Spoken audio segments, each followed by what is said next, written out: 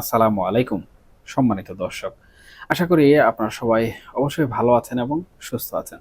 দেখুন, রাজনীতির মঞ্চে আমরা খালি চোখে আসলে যা দেখি তার চেয়ে হাজার গুণ বেশি ঘটনা ঘটে পর্দার ঠিক আড়ালে। আপনারা কি সাম্প্রতিক কয়েকটা অদ্ভুত সমীকরণ খেয়াল করেছেন? যদি না করে থাকেন তাহলে একটু গভীরভাবে বুঝার চেষ্টা করুন। একদিকে হঠাৎ করেই খবর এলো প্রধানমন্ত্রী তারেক রহমানের অত্যন্ত প্রতীক্ষিত ও গুরুত্বপূর্ণ দিল্লি সফরটি নাকি স্থগিত হয়ে গেছে। আর ঠিক একই সময়ে আটলান্টিকের ওপার থেকে উড়ে আসছেন মার্কিন যুক্তরাষ্ট্রের অত্যন্ত প্রভাবশালী বিশেষ দূত সার্জিও গুর। শুধুই কি তাই? ভারতের নতুন হাই কমিশনার দীনেশ ত্রিবেদী ঢাকায় পা রাখার সঙ্গে সঙ্গে এই মার্কিন দূত তাকে কিন্তু এক উষ্ণ অভ্যর্থনাও জানিয়ে বসেছিলেন। কিন্তু কেন? একটা স্বাধীন দেশের নতুন রাষ্ট্রদূতের নিয়োগে আরেকটা পরাশক্তির দূতের এত উচ্ছ্বাস কেন? তবে কি ঢাকা, দিল্লি আর ওয়াশিংটনের মধ্যে এমন কোনো গভীর রাজনৈতিক খেলা চলছে যার আজ আসলে আমরা সাধারণ মানুষ এখনো কোনোভাবে টের পাচ্ছি না? আজকের আলোচনাটা আমরা একটু অন্যভাবে করব। কোনো গতবাঁধা তথ্য নয়, বরং সব মিলিয়ে দেখার চেষ্টা করব এই বিচ্ছিন্ন ঘটনাগুলোর পেছনের সেই অদৃশ্য সুতোটাকে। সরকারের তরফ থেকে এই সফর বাতিলের হয়তো অনেক সুন্দর সুন্দর ব্যাখ্যা দেয়া হবে বা হচ্ছে, কিন্তু বাস্তবতার রুক্ষ জমিটা কতটা কঠিন সেটা আসলে একটু আমি মনে করি এখানে তলিয়ে দেখা দরকার। দেখুন সুপ্রিয় দর্শক, ভারতের সাথে আমাদের এখন যারা দর কষাকষি করছেন বা যাদের পাঠানো হচ্ছে তাদের দিকে একটু ভালো করে তাকান। বিপরীতে কি আছেন জানেন? সেখানে বসে আছেন অজিত দোভাল, যাকে আধুনিক ভারতের চাণক্য বলা হয়ে থাকে। সেলুলয়েডের জেমস বন্ড যদি পর্দা ছেড়ে বাস্তবে নেমে আসেন, তবে তিনি হলেন এই অজিত দোভাল। তার মতো একজন দুদে সমরবিদ ও ঝানু কূটনীতিবিদের সামনে আমাদের তরফ থেকে যাদের আসলে পাঠানো হচ্ছে, তাদেরকে সেই সমপর্যায়ের প্রজ্ঞা, অভিজ্ঞতা বা গভীরতা আছে? এখানে কিন্তু আমরা প্রথম মারটা খাচ্ছি। কূটনীতি তো কোনো আবেগের জায়গা নয়, তাই না? এটা হলো নির্দয় এক দাবা খেলা। আর এই দাবার বোর্ডে আমরা কিন্তু পদে পদে ভুল চাল দিয়ে চলেছি। সুপ্রিয় দর্শক, আপনারা হয়তো ভাবছেন ভারত হঠাৎ করে এত নাখুশ কেন? কারণটা কিন্তু শুধু ওই একটা সফর বাতিল নয়। একটু পেছনের দিকে তাকালে আপনারা সবাই দেখবেন আমরা ভারতের সাথে সম্পর্কের ক্ষেত্রে নিজেদের অজান্তেই কয়েকটি টাইম বোমা কিন্তু পুঁতে রেখেছি। গঙ্গা পানি চুক্তির মেয়াদ শেষ হয়ে গেছে, কিন্তু সেটা নবায়নের কোনো কার্যকর বা দৃশ্যমান উদ্যোগ আমরা এখনো কিন্তু দেখতে পাচ্ছি না। অন্যদিকে তিস্তা নিয়ে আমরা চীনের দিকে হাত বাড়িয়েছি। এটাও কিন্তু ভারতের সাথে সরাসরি এক ধরনের শত্রুতা সৃষ্টি করার যোগ্য। একবার চোখ বন্ধ করে দৃশ্যপটটা কল্পনা করুন তো। চীনের টাকায় তিস্তা ব্যারেজ হবে, উত্তরবঙ্গের লালমনিরহাটে সামরিক বিমান ঘাঁটি তৈরি হবে, আর মায়ানমার হয়ে চীনের একটা বিশাল করিডোর সরাসরি বাংলাদেশের বুক চিরে যাবে। ভারত কি এটা চুপচাপ বসে বসে দেখবে? কখনোই না। ২০০১ থেকে ২০০৬ সালের সেই কুখ্যাত ১০ ট্রাক অস্ত্র মামলার স্মৃতি আর উত্তর পূর্ব ভারতে বিচ্ছিন্নতাবাদীদের মদদ দেওয়ার যে পুরনো ঐতিহাসিক চ্যাপ্টার বা ঐতিহাসিক ক্ষত সাউথ ব্লক কিন্তু সেটা আজও ভুলেনি। তারা হয়তো আশা করেছিল বর্তমান সরকার সেই আস্থার জায়গাটা নতুন করে পুনর্নির্মাণ করবে। কিন্তু আমরা আসলে কি দেখছি? আমরা পড়লাম এক অদ্ভুত দোদুল্যমানতায়। না পারছি এদিকে যেতে, না পারছি ওইদিকে যেতে। আবার না পারছি সবার সাথে সমান তালে চলতে। আর ঠিক এই দোদুল্যমানতার সুযোগটাই কিন্তু পুরোপুরি কাজে লাগাচ্ছে বর্তমান সময়ে মার্কিন যুক্তরাষ্ট্র। সার্জিও গোর নামের যে ভদ্রলোক ঢাকায় আসছেন, তিনি মোটেও কিন্তু সাধারণ কোনো কূটনৈতিক নন। তিনি প্রেসিডেন্ট ডোনাল্ড ট্রাম্পের অত্যন্ত আস্থাভাজন একজন ব্যক্তি এবং একই সাথে ভারত ও এই অঞ্চলের দেখভাল করছেন। কেন আসছেন তিনি হঠাৎ করে? কারণ বাণিজ্য চুক্তির কঠিন বেড়াজাল থাকার পরও বাংলাদেশ যেভাবে অত্যন্ত কৌশলে চীন ও রাশিয়ার সাথে ঘনিষ্ঠ হওয়ার চেষ্টা করছে, সেটা ওয়াশিংটনের তীক্ষ্ণ নজর কিন্তু কোনোভাবে এড়ায়নি।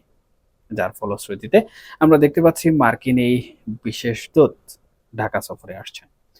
আমাদের দেশের যে সকল গণমাধ্যম সমূহ আছে, সে সকল গণমাধ্যম সমূহের মধ্যে একটা প্রতিবেদন এই বিষয়ে প্রচারিত হয়েছে। এখানে তারা দাবি করছে যে রাজনৈতিক যে পরিস্থিতি, সেই রাজনৈতিক পরিস্থিতি দেখার জন্য এই সার্জিও গুর বাংলাদেশে আসছেন। এখন প্রশ্ন হচ্ছে এই রাজনৈতিক পরিস্থিতিটা আসলে কি? আর এখানে কিন্তু সুপ্রিয় দর্শক, বাংলাদেশ আওয়ামী লীগের পুনর্বাসনের চ্যাপ্টারের কথাটি চলে আসে। আপনারা হয়তো বলতে পারেন যে বহুদিন ধরে অর্থাৎ ২০২৪ সালের ৫ই আগস্টের পর থেকে কিন্তু আওয়ামী লীগের পুনর্বাসন, আওয়ামী লীগে বাংলাদেশের রাজনীতিতে ফিরে আসা, শেখ হাসিনার রাজনীতিতে ফিরে আসা এইসব নিয়ে বহু কথা আমরা বহুবার বলেছি। কিন্তু এই বিষয়গুলো আপনারা হয়তো বাস্তবের চোখে দেখতে পাননি এখন পর্যন্ত। এখানে আমি সংক্ষেপে একটি কথা বলে নিই, যেটা আমি সবসময় বলি।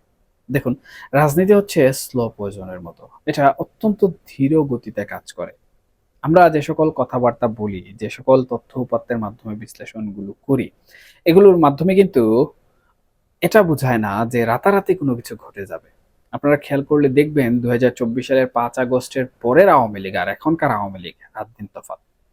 তাহলে সার্জিও গুরের এই রাজনৈতিক পরিস্থিতি পর্যবেক্ষণের বিষয়টি আসলে কি হতে পারে? দেখুন, আওয়ামী লীগ বাংলাদেশের রাজনীতি থেকে নিষিদ্ধ রয়েছে। তারা বাংলাদেশের রাজনীতিতে ফিরতে চাচ্ছে কিন্তু পারছে না, তাদেরকে সুযোগ দেওয়া হচ্ছে না। অপরদিকে বাংলাদেশের বর্তমান যে রাজনৈতিক পরিস্থিতি, সেই রাজনৈতিক পরিস্থিতিতে বর্তমানে যারা রাজনীতির মাঠে রয়েছে তাদের মধ্যেও কিন্তু যে ঐক্যমত ছিল, সেটাও কিন্তু এক কথায় বলা চলে ভেঙে গেছে। তাদের মধ্যেও কিন্তু ফাটল দেখা গেছে। এমত অবস্থায় দেশে অস্থিতিশীল হলে আওয়ামী লীগ কিন্তু বাংলাদেশের রাজনীতিতে নিজেরা নিজেরাই জনগণের ম্যান্ডেটকে কাজে লাগিয়ে ফিরে আসবে। এটা হলে কি হবে? এটা হলে আমেরিকা আসলে যে বিষয়গুলো চায়, আমেরিকার যে নির্দিষ্ট স্বার্থ রয়েছে, সেই স্বার্থের মধ্যে ভাটা পড়ে যাবে। কারণ যখন একটি শক্তিশালী দল, বলা যদি আমি বলি বিরোধী দল আওয়ামী লীগকে, তাহলে এখানে কিন্তু মন্দ হবে না।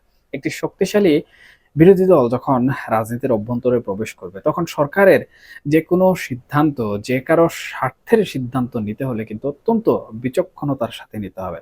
কারণ তাদের অবশ্যই মাথায় রাখতে হবে, আমরা যদি কোনো কারণে কোনো ধরনের ভুল সিদ্ধান্ত নেই, কারো স্বার্থকে আমরা অনেক বেশি এগ্রেসিভ করে দেখি এবং কারো স্বার্থকে আমরা অনেক বেশি নমনীয় করে দেখি, তাহলে এখানে এই বৃহৎ বিরোধী দলটি আমাদের এই কাজকে সমর্থন করবে না। বরঞ্চ এখানে একটি রাজনৈতিক অভ্যন্তরীণ দ্বন্দ্ব তৈরি হবে। মূলত মার্কিন যুক্তরাষ্ট্র এটাই চায় যে এই রাজনৈতিক যে সমন্বয়, এই সমন্বয়টা তৈরি করতে।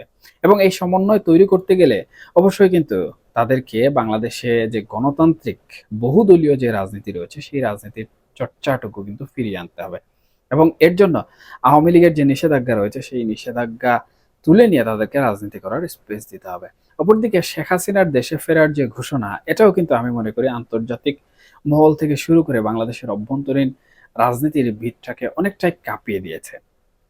সুতরাং এই সবকিছু মিলিয়ে প্রাথমিকভাবে সার্জিও গুরের এই সফরটি আমার মনে হচ্ছে গণমাধ্যমের যে বক্তব্য আমরা পেয়েছি, সেই বক্তব্য অনুযায়ী যথার্থ।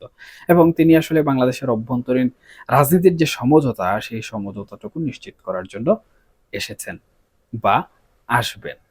সুপ্রিয় দর্শক, দেখুন, প্রধানমন্ত্রীর সাম্প্রতিক বেইজিং সফরে মোংলা বন্দর আধুনিকায়ন থেকে শুরু করে প্রতিরক্ষা ও কৌশলগত খাতে চীনের সাথে যে একটা মাখামাখি আমরা দেখলাম, আমেরিকা কিন্তু সেটাকে খুব একটা সহজভাবে নেয়নি।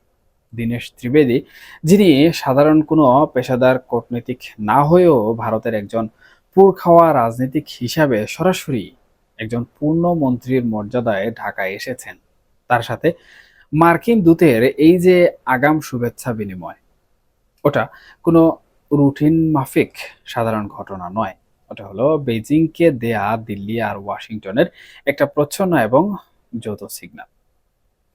এর ভেতরে কিন্তু অভ্যন্তরীণ রাজনীতির আরেকটা ভয়ঙ্কর টুইস্ট আমি মনে করি লুকিয়ে আছে, যা শুনলে হয়তোবা আপনারা রীতিমতো অবাকও হতে পারেন। দেখুন, ভারতীয় বিভিন্ন গণমাধ্যম, বিশেষ করে দ্য ওয়ালের মতো পত্রিকায় কান পাতলে কিন্তু শোনা যাচ্ছে সার্জিও গুরের এই সফরের সাথে নাকি, আমি যেমনটি বললাম, সাবেক প্রধানমন্ত্রী শেখ হাসিনার দেশে ফেরার বিষয়ে সেটি সূক্ষ্ম একটি যোগসূত্র থাকতে পারে।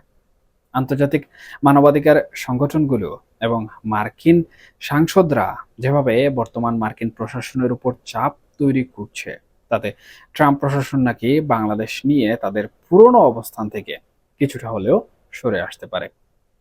সরকার এখন এমন একটা জটিল গেরাকলে আমি বলবো আটকে পড়েছে। একদিকে ভারত ও আমেরিকার প্রচন্ড চাপ, অন্যদিকে চীনের লোভনীয় অর্থনৈতিক ফাঁদ। এই যে কাউকে পুরোপুরি খুশি করতে না পারার নীতি, না দিল্লি, না বেইজিং, না ওয়াশিংটন, এটাই কিন্তু আমার দৃষ্টিতে বর্তমান সরকারের জন্য একটা চরম দুর্বলতা হয়ে দাঁড়িয়েছে, এবং এটার ভবিষ্যৎ কিন্তু খুব একটা ভালো হবে বলে মনে হয় না। একটা কথা কিন্তু সবসময় মনে রাখতে হবে, ইতিহাস কিন্তু কাউকে আসলে ক্ষমা করে না। ডক্টর মোহাম্মদ ইউনূসের যে সময়কাল, সেই সময়কালের কথা আপনাদের নিশ্চয়ই খুব ভালো করে মনে আছে। প্রথম দিকে তার যে বিশাল আকাশচুম্বী জনপ্রিয়তা ছিল, ফ্রান্সে আর ইংল্যান্ডে গিয়ে সামান্য প্রোটোকল আর ইগোর দ্বন্দ্বে যখন তিনি অপমানিত হয়ে ফিরলেন, ঠিক সেখান থেকে কিন্তু তার পতনের ঘন্টাটা বাজতে শুরু করেছিল। আন্তর্জাতিক কূটনীতিতে একটা ভুল পদক্ষেপ, একটা বাতিল হওয়া সফর, কিংবা একটা বেফাঁস বিবৃতি পুরো একটা শক্তিশালী সরকারের ভিত নড়িয়ে দেওয়ার জন্য কিন্তু অত্যন্ত যথেষ্ট একটি কারণ। আজকে তারেক রহমান এই যে দিল্লি সফরটা আটকে গেল, যেতে পারলেন না, এটা কি শুধুই একটা সাধারণ শিডিউল বিপর্যয়, নাকি আন্তর্জাতিক মহলের তরফ থেকে দেয়া একটা প্রচ্ছন্ন অশনি সংকেত?